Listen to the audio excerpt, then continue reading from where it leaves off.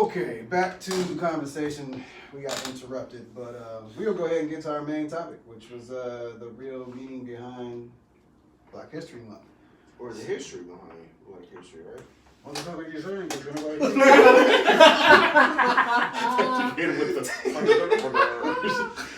So basically, the history behind Black history, basically where it kind of came from. Originally, it was called Negro History Week, and so this was the brainchild of noted historian Carter G. Woodson, and so I guess this is all from thehistory.com. So if y'all want to go check it out, look it up, fact check us, feel free because it's definitely there. So it was established in 1976, and I guess President Gerald Ford. Wait, the week? Wait. No, it was created in 1926. So the week was the week. The week was created in 1926. Yeah. And so I guess back then President Gerald Ford officially recognized Black History Month in 19. Did it specify the dates in February? For the week? Yes. What was the first? No, it was. Ooh, where'd it go? I thought I had it anyway. I had it, because I know it was. Let's see, which one was it? The second week of February. Second week of February. Yeah. So second week of February. I guess basically it kind of put it to kind of coincide with the birthdays of Abraham Lincoln and Frederick Douglass, and so that kind of inspired schools and communities nationwide, to start having a Black History Month. Eventually, they turned it into the month. After 50 years. Yeah. So. Yeah. So from 26 to 1976, it was a week, and then from 76 until modern day, it's been the entire short month of February. Okay, I'm trying to remember who it was. That did what? Never mind. I know what it was. Take it back. Remember how I kept on saying it was James Brown? Oh, it wasn't that. It was. I think it was MLK's birthday. That's where I think it came from. So yeah. To me now though, because we have the internet and everybody, is super duper inclined to post different things regarding Black history. I feel like it's kind of year round now, the whole Black History Month. It is. I would say Black history is year round. It depends on who you ask. It's when we was growing up, they taught us they taught us the same damn thing every year. But now that we're older, we can more hip to the you can fact check. We can look up stuff. More things are coming out because more people are actually getting hip to it and whatnot. And also, another big thing about it is that so Black people in general, it doesn't seem like. When's the last time y'all actually heard something specifically about Black History Month? Actually heard something. Specifically about Black History Month? Yeah. I'm not talking about from a big company like Nike or something like that where they kind of promote it that way. But if you just walking around in a store, neighborhood, somewhere else, somebody actually referencing Black History Month as a whole. Nowhere. Nobody. Why do you think that is? I think what it is that we as Black people know we don't need to put up stuff like Happy Black History Month. We already know it's History Month, but at the same time, I also feel like that a lot of us don't care about Black History Month because we celebrate it year round. You know what I'm saying? Yes and no. People can find random posts and then they put it up and Black excellence. They see somebody doing good with a business that they put up all Black excellence again. So it's kind of I don't think that would be considered Black history because that's from right now. No. I'm saying if you see somebody doing good, that's right now. But also they also put up older stuff People post the same crap about Black History Month, they don't care. But at the same time, what I also hate is how they also push something in there that's fake. Like what? They'll put something in oh, this was the first person to make this and da da da da. And you be like, No, they didn't make it. Well, that's the internet. It's a lot of You know what I'm bullshit. saying? So it's a lot of bullshit that we do have to also learn to weed out. Because somebody might post something and it not even be true. They But- just posted it because somebody else posted it. Yeah, that's And the they thing, said, oh, black excellence. it depends on who actually posted. It's like, you know, if it looked good during the time, they're gonna be like, oh yeah, I'm going to go ahead and reshare this. You know, look like, you know, I'm actually saying something, you know, recognizing and whatnot. But a lot of times, like, you have to look at who actually posted it. Just like when your homeboys from the block or whatever just randomly post something, he probably posted it from somebody else he's seen. So it's just making its way around. But nobody actually looks into it like, oh yeah, I think I heard about that dude. Yeah, that name sounds familiar. So they'll just post it. Like, not thinking about it, they'll just post it. So a lot of times, like, it happens like way too often. I mean, I would say Black History Month, like, as of now, with us, like, in our 30s and whatnot, we make, for a while, I've always considered, you know, we make Black history every day. Like, we make history, regardless if we do something big or small. We all like, history. We all history. You know, like my sweatshirt, Black history in the making. You know, that's what we do. But at the same time, it's like anything could be considered history. Yeah. Technically, as a black male, what is the average age? You know, we was always talking about from back in the day how, like, you know, we'll make it to what 25. And so for lucky, but that's not for us here in Portland. not necessarily, but I mean that was just something, you know, from music and whatnot you would hear, and so it's like, I mean, we do live in one of the biggest white supremacy places on the West Coast. There's only 70,000 black people here, bro. How many percentage is that? Like 1 point something, 1.2 or 3. But think about this, just from a number standpoint, bro. The Austin Stadium sits 56,000 people. There's only 74,000 people in the entire state here. So you can't fill up Austin Stadium and the Rose Garden with the amount of people that are here in Oregon, man. That's insane. Oh, the whole state though, not just Portland, just the whole state. Yeah. That's everybody, man. The majority's here. But really, okay, going back to what you're talking about, like everything is history. Like, why do we acknowledge what our real history is? Right. Why does our I was history hearing about always start with, you know, what the colonizers told us our history is? You know, we don't go. We don't even go. Give me this. We don't even go as far back to Estebanico, the black Moor who helped the people get over here in the first place. You know what I'm saying? That's not in our history books at all. We don't touch on the Moors. We don't look at them as black people.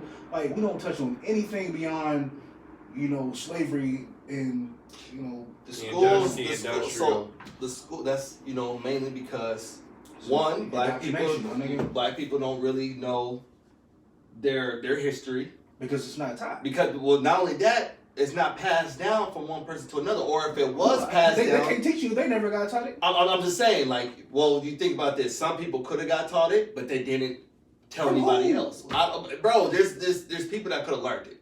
You know what I'm saying? There's a small enclave of black people that actually even care. Most black people just want to assimilate and get in where you fit in. Don't want to rock the boat. They don't want to be bothered. As long as they got a comfortable lifestyle, then they cool.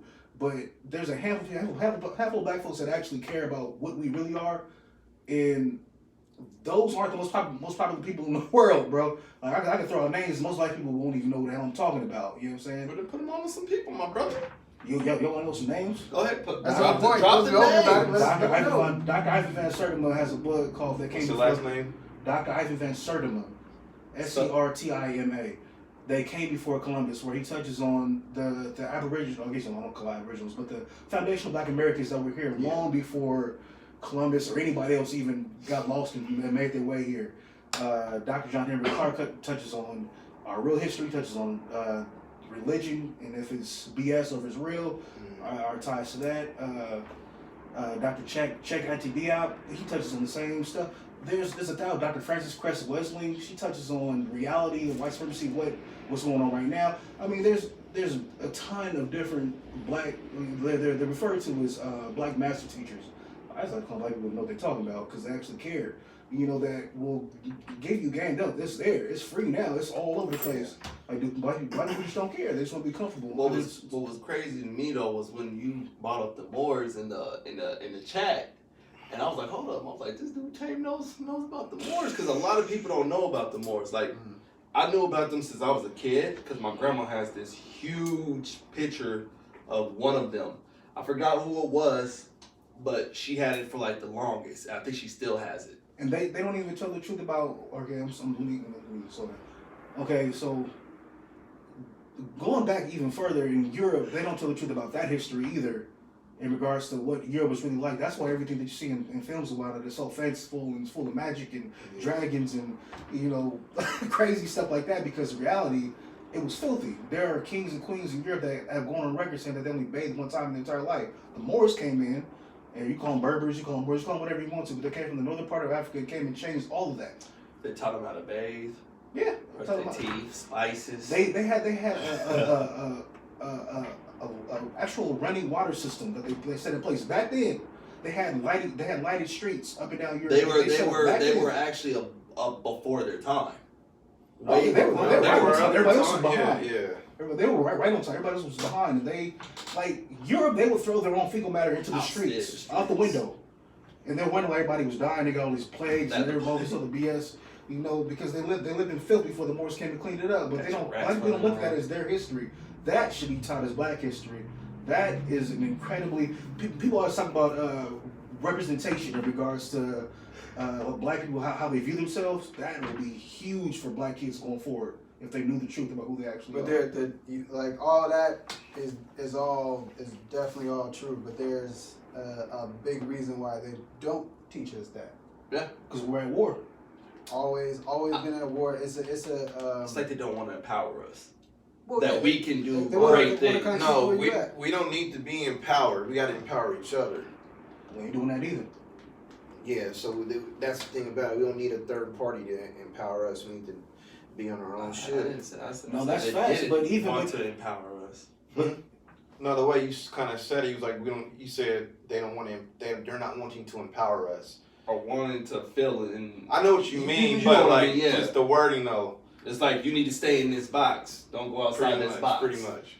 Shut up and dribble. That's what that is, bro.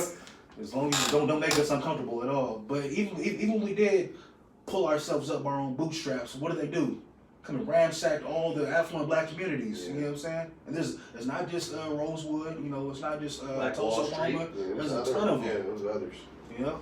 So y'all know what the. That's Black. Yeah, that's history. Man, that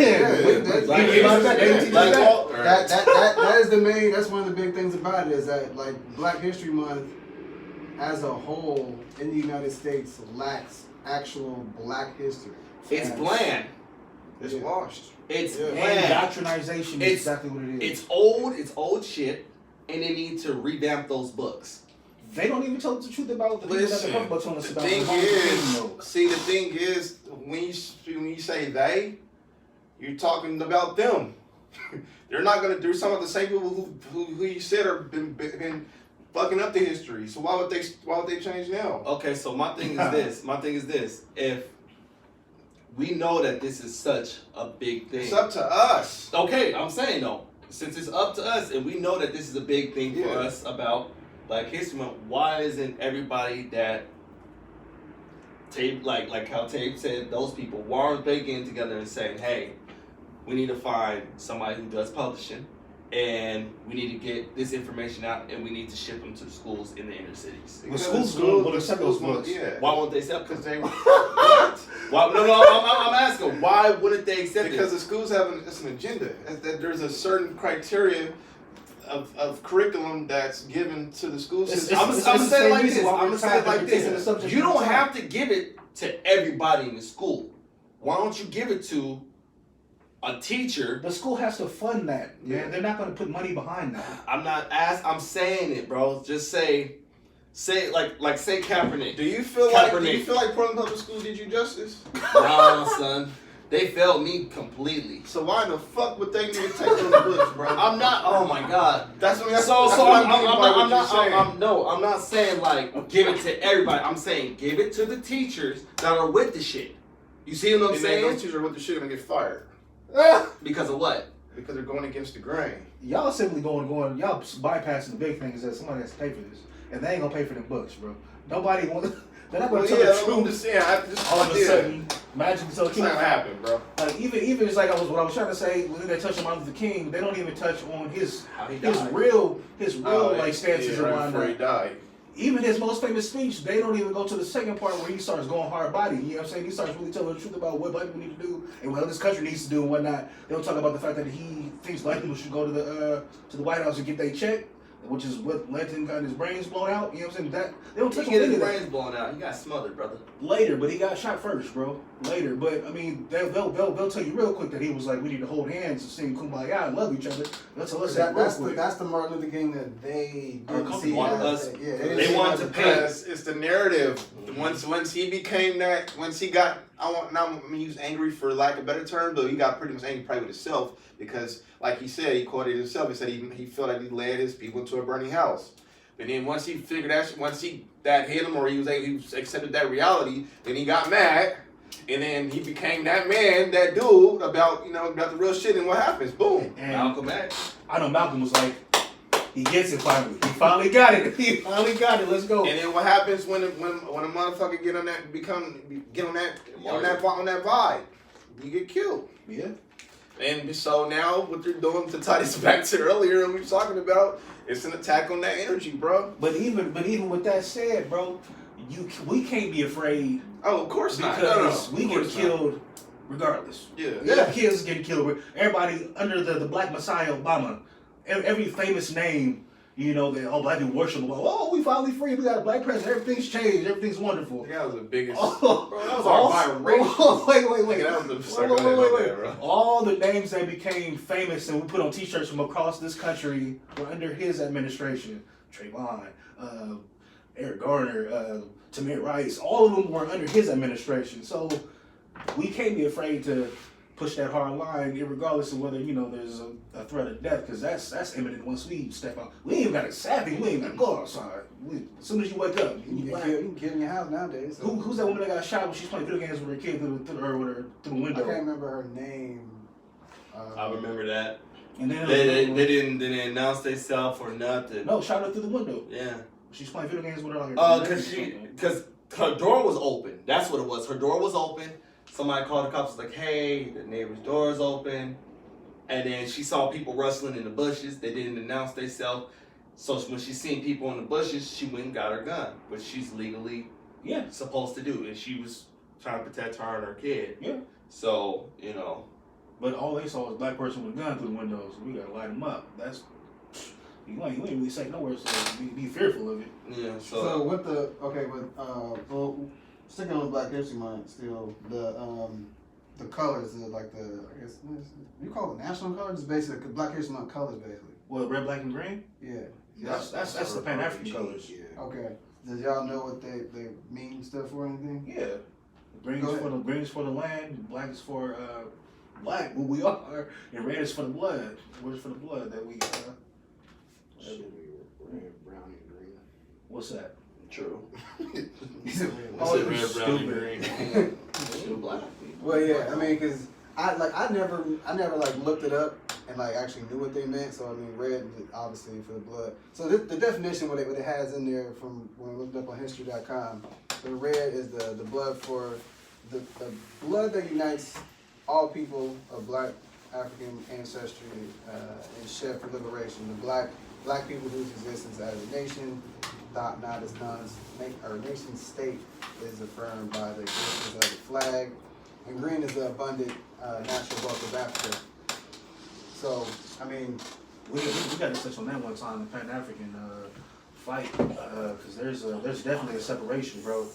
There's definitely a separation between foundational Black Americans and people that come here and eat at our table that aren't foundational Black Americans. They look like us, but what they say, skin folk and kinfolk. So we gotta touch on that one. Oh man, I got some stories about that one. I got one that just happened last week, and it's real short. I have a passenger that I drive around. She's from Florida. Her and her husband are from Florida. He's Haitian, and she's from Brazil. Her family's from Brazil. And she was telling me how she went to the store here in Oregon, and she's faced racism that she's never seen before. Here in Oregon, it's worse than it is in the South. I'm like, okay, yeah, that's probably true. But her husband was called a nigger, and she was called a nigger lover in a grocery store. wait, what is she again? She's half Brazilian, half white. She looks like a white girl. Oh, okay. So, yeah, she's white. So, but her husband hit her with the, I'm not black. I'm OJ. Like I'm different. Like no, but that's real. He's Haitian, so he's like that doesn't affect me. That has nothing to do with my history. That's nothing to do with my lineage. That's them. They're different. So we gotta touch on, bro. That's real. It's a real thing, and it's a. That's weird to me, bro. Are you serious? I'm dead. She don't. That's like a Cuban saying that he's not black. Cubans, Jamaicans, are blacks. Haitians, Dominicans. They will separate themselves real quick, bro. I'm telling you, we gotta touch on that too, man. We gotta touch on foundational Black Americans and the others, the tethers from the film. Yeah, hey, that was a good film. I didn't even get it until I thought about it. Like really. Hell no, I didn't understand what I was about. I ain't gonna say. I ain't seen it, so don't come. Oh yeah, you gotta watch it, bro. I ain't watched a lot of movies, but I mean, yeah, that's on the to watch list. There's like 1,000 other ones out, but you tell me what you take away from it, because when I first watched it, everybody I talked to took away something different. Everybody I talked to told me something different what they thought it was about, and then I thought about it separately, and I was like, okay, it's really about those people coming over, and there are tethers. That's what. But you let me know what you think, bro. I wanna hear your voice, man. Well, I'm gonna take a look into it. I gotta make some time to actually watch a bunch of It's a good movie. You'll like it. You will like it. But so I mean, kind of piggybacking real quick off of Black History Month. I think I would say it's always interesting. It's been brought up a lot of times how this is the only month. It's the shortest month, but also it's the only month that they put in, and I'm talking about like NBA, the news. Everything happens in February. The All-Star game, all this other stuff is in February. So it essentially keeps Black people busy. And so we're always doing something else. We're worried about what event to go to, worried about, whatever news subject comes up. Right. And so there's never really a chance. The only thing that really played as Black is like they may play like the Martin Luther King I Have a Dream, commercial or something just for a little bit. But there's nothing that's like fundamental or monumentally big, like a statement wise, during this month that we see like on TV or anything. We basically we put it out ourselves, but like there's nothing that you can actually see. We got kids, so it's like the only thing they would know about Black History Month is what we tell them or what they see. Yo, do y'all remember watching Roots? Hell yeah. Y'all remember that? You remember watching Roots? Like, what was it? I think it was like during Black History Month, right? Bro, they had us watch that in school. Here's the crazy part. Yeah, I know. That's what I'm saying. That's sick though. But here's the crazy part. The crazy part about that is that story is not real. That story is not his. The guy who made that about his ancestors, that wasn't about his ancestors. That was about another guy's book who didn't get as much recognition as Alex Haley did. And Alex Haley stole it and just kept running with it for years, bro. Until he got caught up by it. It's like the Matrix. It's crazy. I've always heard that like for the longest time, like that's what a lot of people know. Like you watched it, middle school?